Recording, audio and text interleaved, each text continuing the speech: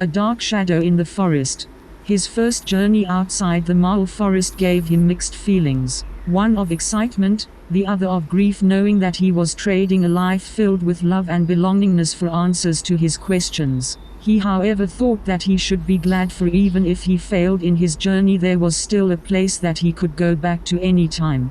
He was nearing the mountain base of Dikko and he could see the dense forest on its eastern side. It was getting dark and he rested for the night in the open land and watched the sky filled with billions of glittering stars. The next morning, instead of following the instruction of Pampi, he changed direction and went instead to northeast, straight to the dense forest. He entered its woods, the ground was damp, and the trees were darker. He walked for some time until the sun was again bidding goodbye. His surroundings were getting darker and cooler as the sun finally set. He lit a Xixs, providing him a natural lamp as he got deeper into the woods where the sounds of the creatures of the night filled the woods. It signaled him to rest.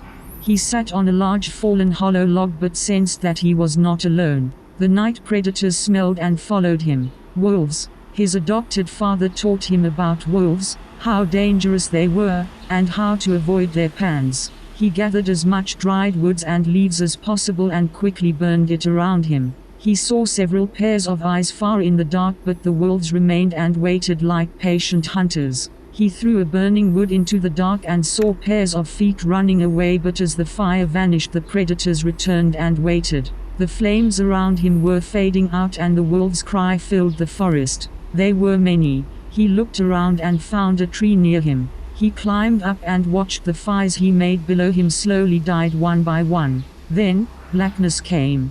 The pair of glistening eyes gathered at the base of the tree from where he was. Seeing that the wolves posed no danger to him, he ignored them and hanged his bag on another branch, took out a cloth from it and laid it onto another wide branch, enough for his body to lay and rest for the night. Moments passed and before he entered in the world of deep sleep, he heard an unfamiliar yell followed by the rumbling of branches not far from him. The voice that suddenly came also faded away so fast. He sat down feeling uneasy and tried his eyes to become familiar with the dark. He looked down and the wolves were gone, but he could hear them howl inside the woods not very far from him. He saw a small tree with one side of its branch shaking wildly in the windless forest. He moved quietly from his tree and suspended himself to an extended branch of another tree, then to other trees until he came near to the disturbed tree. Down below he saw the familiar pairs of eyes waiting for something to drop from the top, as some of them were trying to catch something in the air.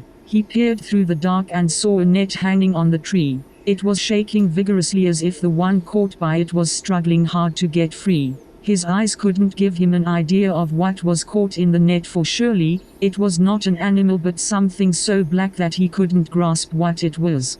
He watched at the wolves jumping, trying to grab the caught creature, but from nowhere, swooshing sounds filled the air and it was followed by loud cries. More similar sounds in different directions came. Arrows. The loud cries came from the wolves that were hit, that filled the dark forest. The remaining wolves ran away, scattered in different directions to escape their hunters. Then silence filled the air.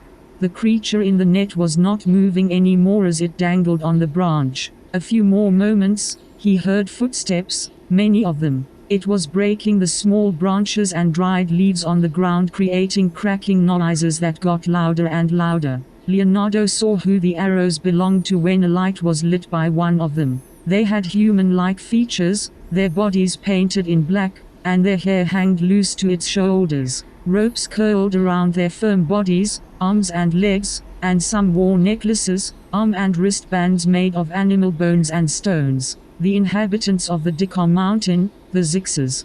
The marksmen looked at what they caught as they walked cautiously together near the net, while some stood away but aiming their arrows at it. Leonardo could not still see what was inside it. He waited until two of the Xixs approached the net carrying light with them. They too were wondering what they had caught. They stretched their arms holding the torches and lighted the creature inside the net. When its body was revealed, the two backed away, frightened and surprised, until it registered to them what the creature that they just caught was. They simultaneously uttered the same words that Leonardo did not understand.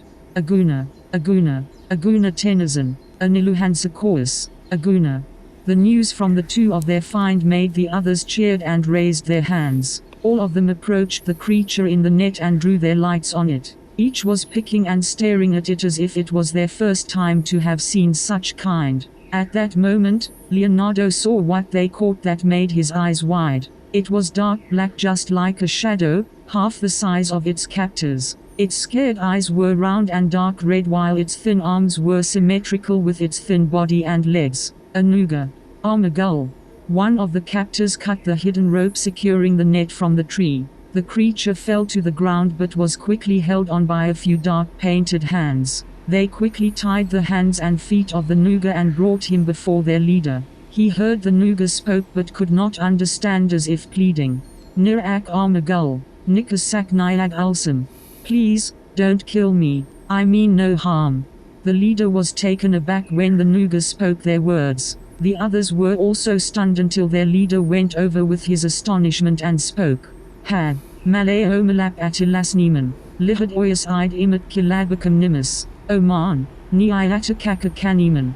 We've been trying to find you for years. You have caused great trouble in our place. At last, we found you, and so you must pay the price for your crimes against us.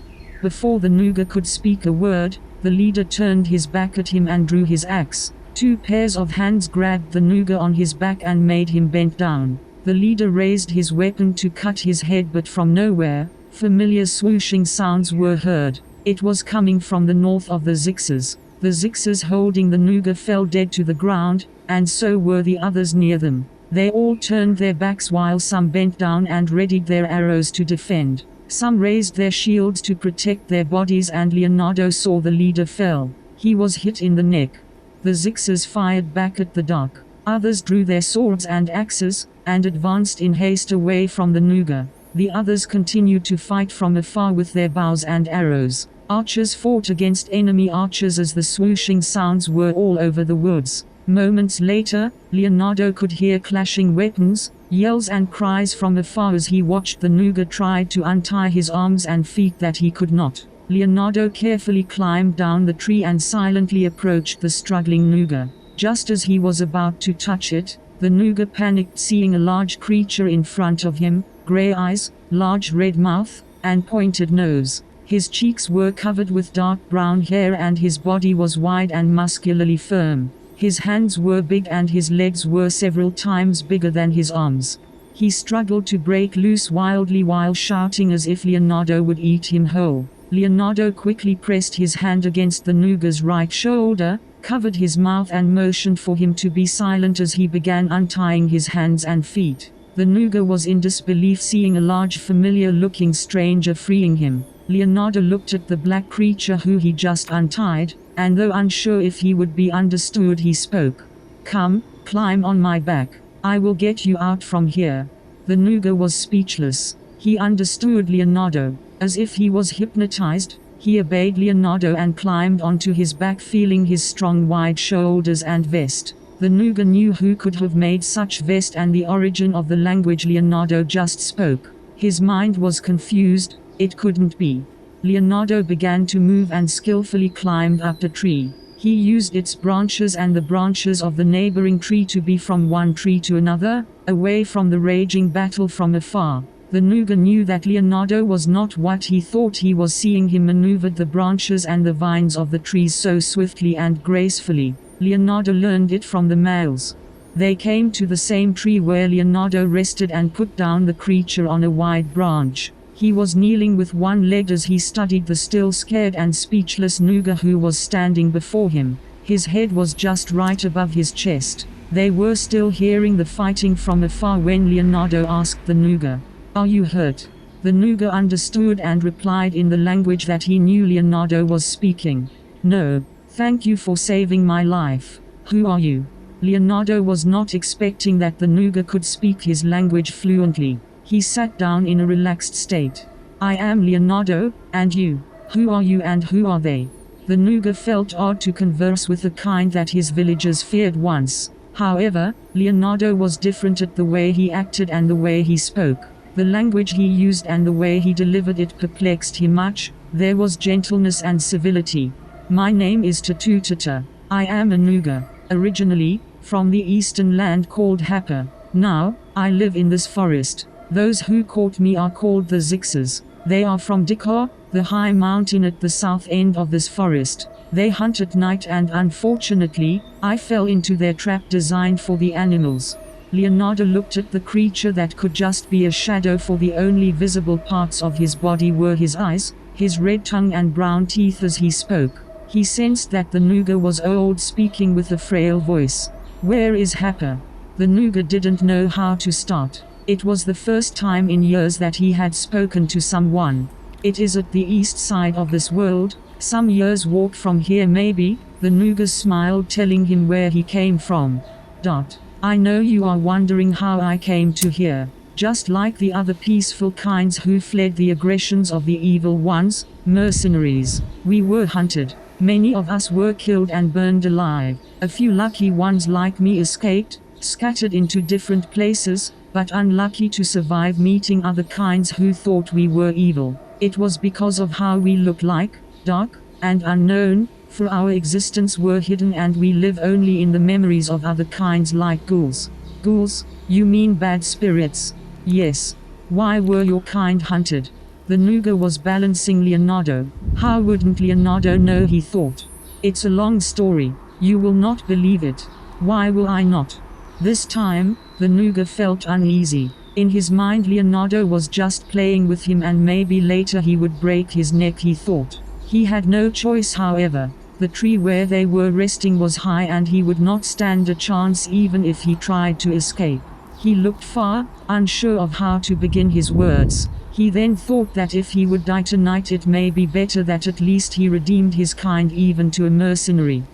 It started long ago when a Geradian got lost in Hapa. He came to our village with a wound on his shoulder. A bear attacked him. We took care of him, but after 2 days, he decided to leave. We escorted him up to the river. When he sailed on his boat and got near Geradia, a dark arrow hit him. The Geradians found him almost dying, and before he lost his breath, he mentioned our kind. The Geradians thought we did it, and the next day, a large number of them went to our village. We were innocent as to their purpose, and when our chief approached one of them, we saw him fell even before he could speak. We knew that the Geradians would attack us and we didn't know what to do. They killed every Nuga that they saw, ransacked our homes, burnt our houses. It was so unpleasant. We pleaded, but they did not listen. We fled to the mountains until we learned that the reason they attacked our village was because the Geradian who we took care of and died was the son of their king. Words spread quickly of our evilness, passing through rivers, mountains and forest boundaries. The Geradians told our neighbors that we were evil who killed their next king to justify their attack on us. Our elders tried to reason out with the kinds, to tell the truth. They sent messengers to other lands, but the poison the words created against us made other kinds deaf. We were not heard, since we were regarded as vile. Many kinds do not know how we look like, and their imaginations extended far to see us like monsters. We tried to change the perception at the cost of many lives of our kinds, but we failed and failed until we decided to live in isolation from the world. We thought fate was kind to us when we went to the Hapa mountain, where we discovered rich and precious stones. We used those stones to bring back the trust of other kinds, and there were initial successes, but later on, those same stones became the reason for the entire annihilation of our race. It attracted the real and evil mercenaries. The Northerners. They marched towards Hapa and killed almost all of us. We fled and scattered, pleading to the Geradians to take us in, but instead, they closed their doors on us, and some even killed us. I was one of the very few who crossed the mighty river by barely swimming on it. The current brought me and those who survived its waters to the forests of the south. Like the others, the kinds in the south did not accept us. Instead, they too attacked us, thinking that we were bad spirits. We did not trust anyone anymore until we reached Simphus and crossed its forest. We reached its end towards a river that we crossed and brought us to new but empty lands. We passed forests, rivers, woods, until I was the only one left and reached this side of the world. I don't know if the others are still alive. What I know was my kind is an enemy of every kind and I cannot risk to be seen. I live in these woods, yes, by stealing from the Xixs and the Ozal Benegs and sometimes the Reds. I feared that if I plead to live with any of them I would end up like those of my kind who did the same. Killed, tortured, or burned alive, thinking that we are bad spirits. I only stole food but never did I kill a life. Leonardo was just silent and filled with mixed emotions. The story of the Nuga was similar to the story of those who he lived with. He felt compassion and admired the Nuga for his courage to survive. I am sorry to hear about your kind. Have you? He was about to add more when they heard footsteps running in their direction. They couldn't see anything. They froze and fell silent. Suddenly, the familiar swooshing sound, a thud, a bump and the footsteps were gone. Then everything was quiet around them once more. What was happening back there? Who are the Xixs fighting with? Years of experience and living in many lands taught the Nuga that Leonardo was a complete stranger from an unknown place. He no longer feared him. He knew he was not a mercenary. They are the Ozal Benegs, a kind who looks like the Xixs. For years they have been at war with one another. Long before, while I was new in this forest they were coexisting peacefully together and this forest sustains their living with its rich animal, minerals, precious stones and vegetation. The Ozal Benegs have been trading with red sailors at their river up north. They supplied the Reds with animals, vegetables, oil and sometimes stones. The Reds in turn paid them with bread, wine and very good spears, nets and swords. The river, the occasional visits of the Reds, the trade became the means for the Reds to get close to the Ozal Benegs. Some of them married Ozal Beneg women and brought them in their land while some stayed with their wives at Ozal Beneg and had children. Though this was against the Ozal Beneg's faith, the wealthy Red traders were able to buy their way by sending valuable gifts to the king of Ozal Benegs then, King Myth. Through time, mixed race of Ozal Beneg and Red children grew up in Ozal Beneg and in the Red land. Though there were only a few of them they however played some influence in the current life of the Ozal Benegs by introducing some ways and practices of the Reds. Some Ozal Benegs who were tired of old traditions were quickly lured by it while the very far and few traditional others maintained their old ways. The culture was changing as the king allowed it for he too was lured by it, experiencing the worldly life of a Red. Occasionally, he traveled to the Red land with their traders who further introduced to him their ways. He was blinded by their progressive village, but before the Ozal Beneg land was totally influenced by the Reds, Ojo, the nephew of the king rebelled against the proliferation of the Reds' influence in their village. He detested it as against their religious faith, citing the establishments of whorehouses, bars, and gambling dens that made some Ozal Benegs break their faith. He cursed King Myth for allowing such ways. King Myth learned of this and Ojo was sent to prison. A few sided with Ojo and they made him escape. Together, they went to this forest and made plans to overthrow the king. Other Ozal Benegs followed Ojo and joined them, however one of them was a spy who told King Myth about Ojo's plan. King Myth, afraid to lose his power, sought the help of the Reds to quell the threat of the rebels and he opened the Ozal Beneg land to them in return. The rich traders whose only intent was to share the riches of the Ozal Benegs accepted this and they sent an army to King Myth. When Ojo and the others were ready they marched towards Ozal Beneg but they were met by the Red army and Ozal Beneg soldiers who sided with the king. The Red army had better weapons, catapults, long-range slingshots, and full armored bodies. The open field between the forest and the Ozal Beneg village became the battleground.